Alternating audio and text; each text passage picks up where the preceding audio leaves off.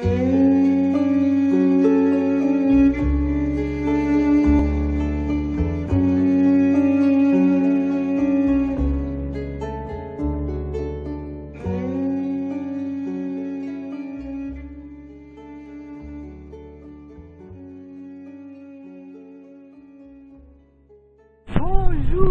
Bonjour. Bon, on est un petit peu en route là, mais tant pis, hein. C'est mieux que rien, on va dire encore. Oui. Et j'espère que le son sera pas trop mauvais. Alors, oui, concernant la revendication des agriculteurs là, qui balancent leurs produits sur les routes, il y a un auditeur qui a suggéré quelque chose, c'était qui disait que pourquoi, s'ils se plaignent de problèmes économiques, pourquoi ils ne vendent pas leurs produits plutôt que de le jeter. Et je trouvais ça, évidemment, beaucoup plus fin que de faire ce qu'ils font actuellement, parce qu'ils contrecarreraient d'une certaine manière le commerce officiel qui est en place, en vendant leurs trucs d'une manière parallèle. Hein, ça ferait beaucoup plus de dégâts. Ils toucheraient vraiment la cible, que là ils enquiquinent tout le monde finalement. Comme il disait, c'est le service là, de nettoyage qui vient, c'est payé par les impôts, etc. etc. Donc voilà. Oui, mais là ça voudrait dire qu'il faut rechanger effectivement la mentalité de l'homme actuel. Il n'est plus tant possible. On a parlé des castes, là. On a parlé des différentes lois traditionnelles. Là, en l'occurrence, pourquoi est-ce qu'ils ne vendent pas? Ben, bien sûr, ils ont qu'à aller vendre leur matériel, leur marchandises, sur des marchés, ils le vendent, et puis ils ne s'occupent pas de payer des patentes et des droits de vente, qui vont vendre leurs produits. Simplement, ils se mettent donc en travers avec la loi, et ils préfèrent ne pas être en travers avec la législation, mais par contre être en travers avec des lois beaucoup plus puissantes et auxquelles ils devraient faire beaucoup plus attention. C'est-à-dire qu'au lieu de braver l'interdit, ce qui est une chose possible, ils bravent l'illicite. Ah, voilà. Et voilà quelque chose qui est à ne pas faire, où l'homme actuellement, il est dans cette position. Il se sent fort pour braver l'illicite. Donc il agit conformément, en quelque sorte, à cette loi de décadence et de destruction. Et ça ne pouvait pas arriver chez des castes qui étaient conformes à la règle, parmi des paysans qui étaient des castes de paysans. Un paysan ne pouvait pas. Il aurait bravé l'interdit, mais pas l'illicite. Il ne peut pas. Il est en contact direct avec notre mère, la terre. Ce qui veut dire qu'il a des comptes à rendre à cette mère en question. Et quand on a des comptes à rendre à sa mère, on ne va pas s'occuper de savoir si c'est le voisin qui a dit que, puis il fallait qu'il n'y aurait pas lu. On est déjà en accord avec sa mère, puis on verra après. Et bien là, c'est l'inverse à présent. Donc c'est de nouveau un signe supplémentaire de la fin des temps. Voilà, c'est tout ce que je peux dire. Qu'est-ce qu'on va aller trouver là-dedans? Il n'y a plus rien de vaillant, là. Il n'y a plus rien de vaillant, il n'y a même plus. Et qu'est-ce qu'ils vont aller palabrer, discuter pour gagner 2 sous de plus, pour se faire un salaire à peu près?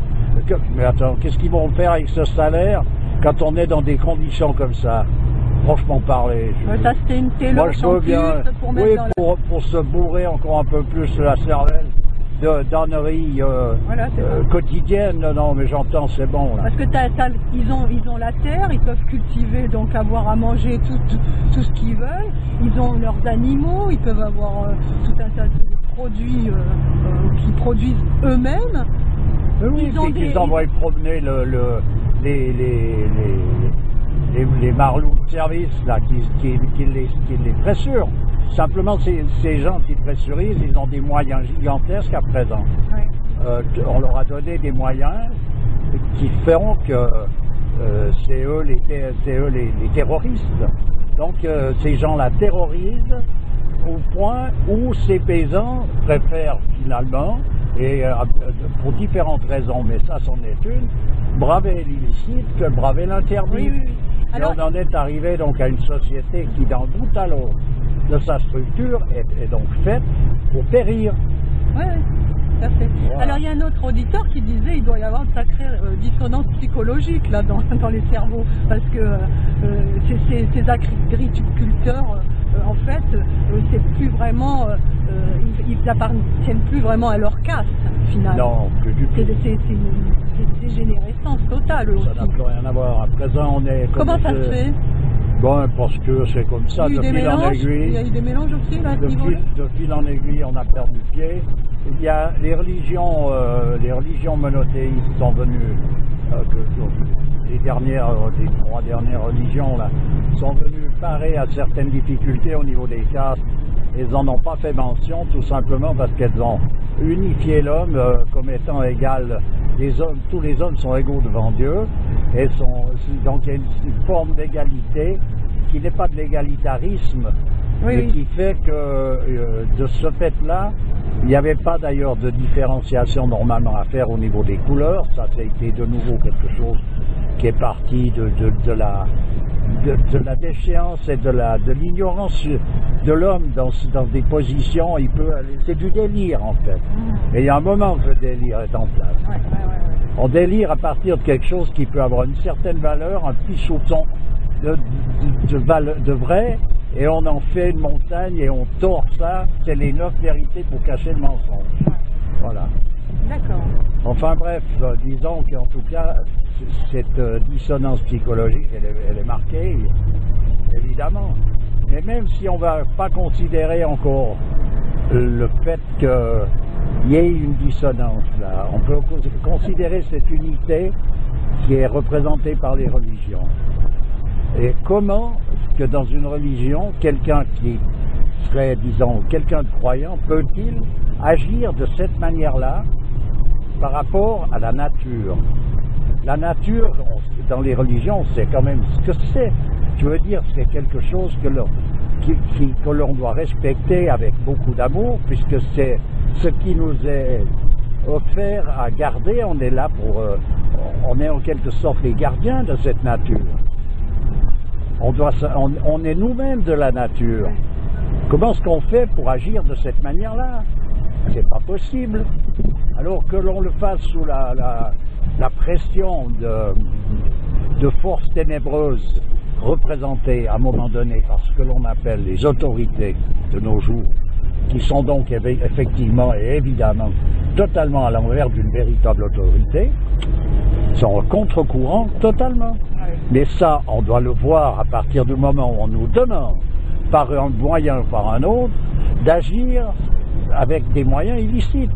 Un homme qui voit qu'il est dans l'obligation d'en arriver à jeter ses marchandises pour protester, et il doit à un moment donné réaliser ça et refuser totalement de jeter ses marchandises et de se mettre en travers ce qui est censé actuellement représenter les autorités.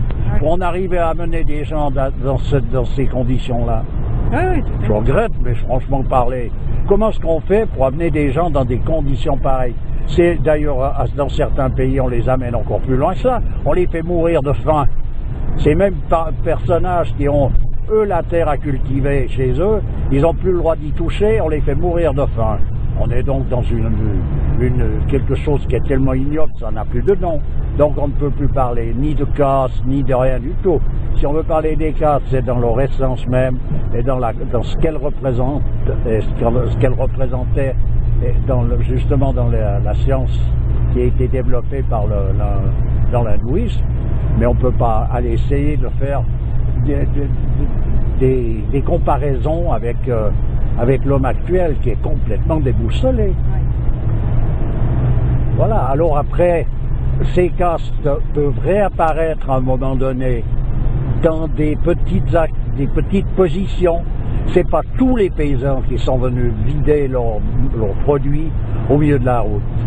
C'est une certaine qualité de paysans qui sont venus. Pour les uns, ça sera les plus courageux, et pour les autres, ça sera les personnages les plus vils. Ça dépendra de quel point de vue on regarde les choses. Mais il y a d'autres paysans qui ne sont pas venus faire ça. Ils rouspètent, ils ne sont pas contents, ça ne va pas non plus pour eux.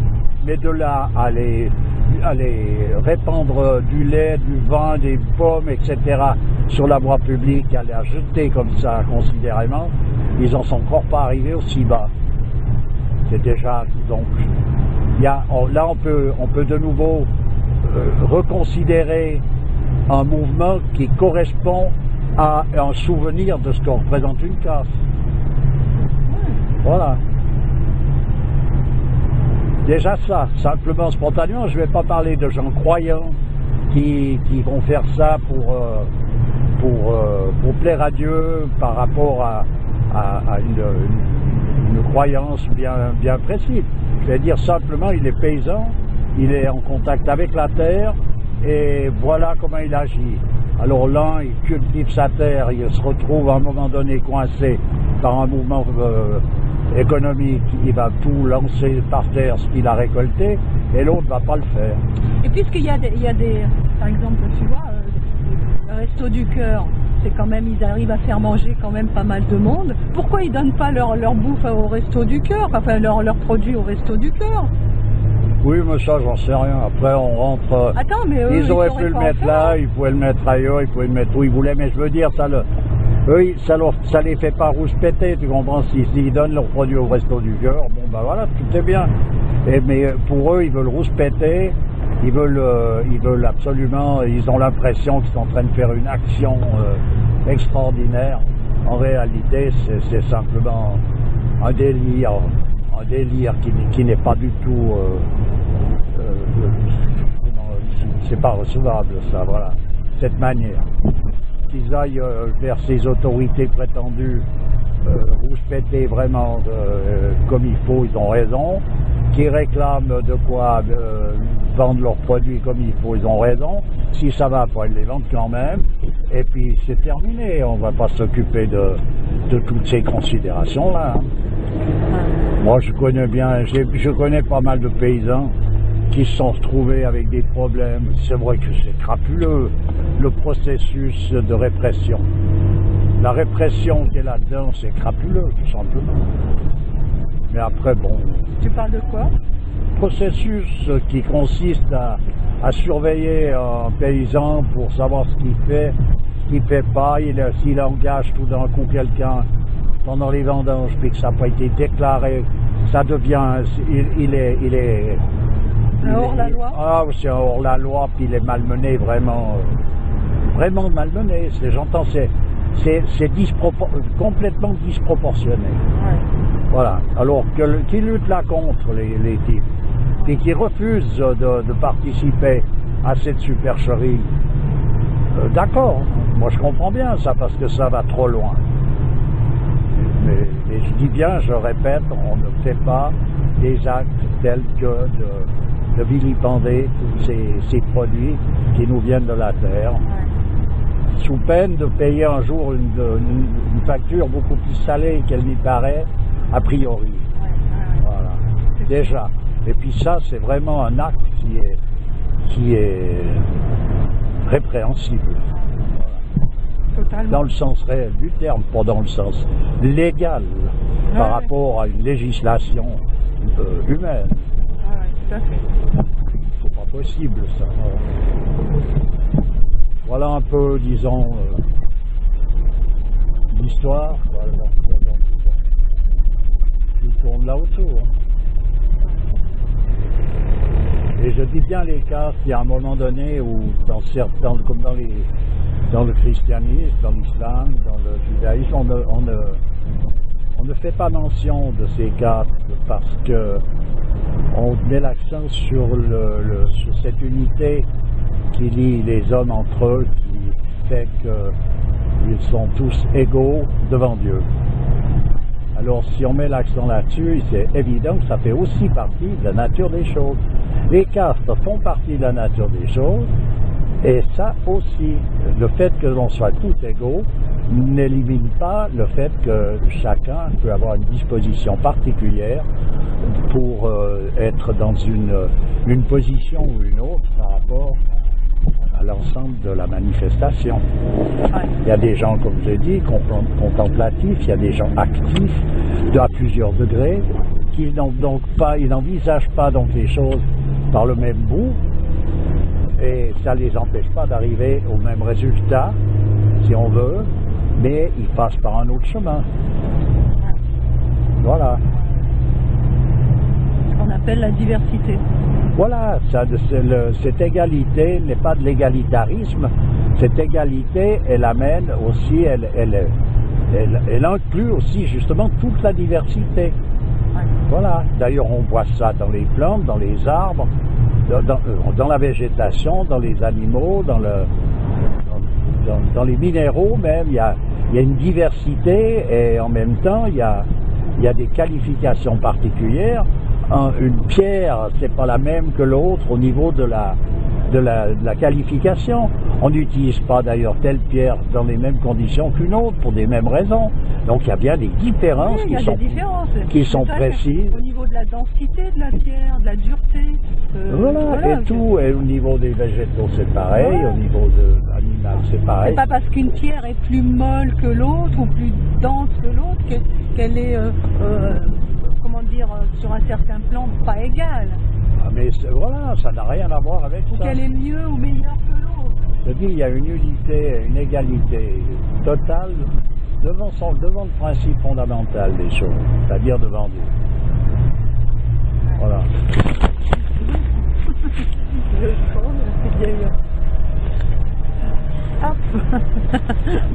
Enfin voilà, donc il y a beaucoup de confusion dans tout ça.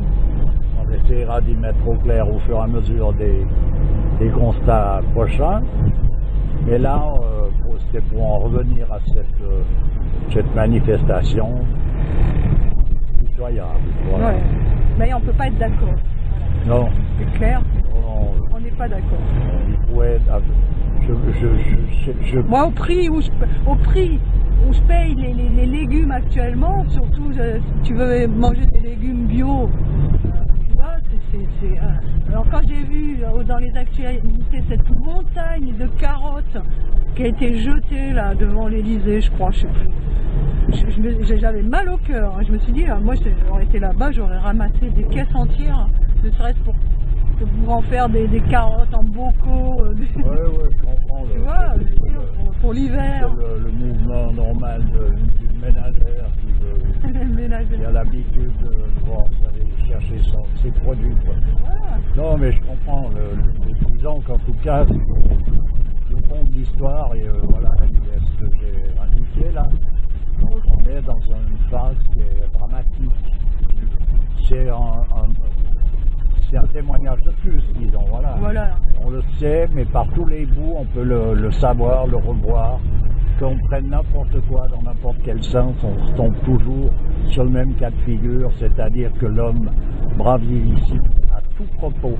Il l'a fait avec la machine, avec la mécanisation. Voilà, on va nous dire d'ailleurs à un moment donné qu'il y a toujours eu des machines, mais si elle a, il faut avoir un certain discernement. Ce qui fait que des machines telles qu'un métier à tisser, par exemple, c'était pas une machine qui était en contradiction avec la nature des choses. Par contre, un marteau-piqueur. Par contre, un marteau-piqueur, c'est une autre affaire. Ou même une machine à tricoter ou à fabriquer des pulls, c'est plus pareil. Ouais. C'est plus la même histoire, tout simplement parce que elle prend le relais de ce que l'homme devrait faire lui-même avec ses mains. Elle utilise en plus des forces qui ne sont pas les forces naturelles telles que le vent ou l'eau, comme il y a eu certaines choses qui ont été utilisées comme ça. Elle consomme, elle dévore des marchandises, la machine. Et elle dévore des marchandises qui sont en principe des marchandises qui renferment des puissances, ce qu'on appelle telluriques, ça vient de sous la terre. Elle dévore aussi de l'énergie. Voilà, donc pour dévorer cette énergie, elle dévore ce tellurisme et en soi-même, elle prend un essor de plus en plus fort, ce qui s'est produit, jusqu'à éliminer l'homme en fait du jeu. Et là, bon, actuellement, on n'a plus vraiment besoin de beaucoup de bons hommes. Bon, écoute, je suis obligé de te couper là. À tout. À bientôt.